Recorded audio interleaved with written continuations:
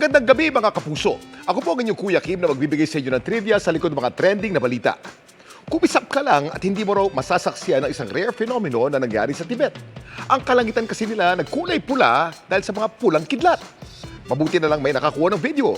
Panoorin natin sa ulat na ito.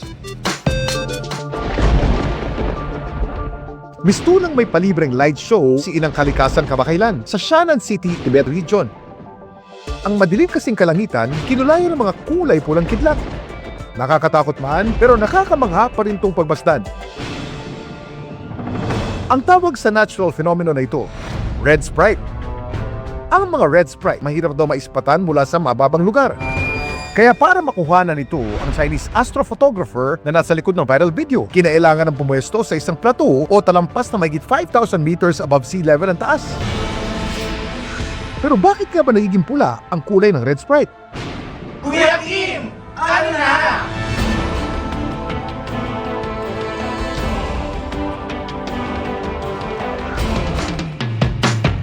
Ang red sprite ay isang uri ng TLE o Transient Luminous Event.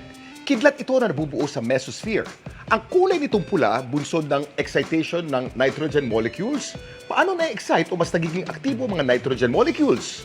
Kapag mayroong malakas na positive lighting discharge, ito yung nagdudulot ng electrical breakdown. Kaya tila nagiging mas aktibo ang mga nitrogen molecules at naglalabas na matingkad na pulang kulay. Pero pagkatapos ay bumabalik din agad ito sa normal na estado. Samantala, para malaman ang trivia sa likod ng viral na balita, i-post o i-comment lang, #Kuya Kim, ano na? Laging tandaan, kimportante ang may alam. Ako po si Kuya Kim at sagot ko kayo, 24 oras.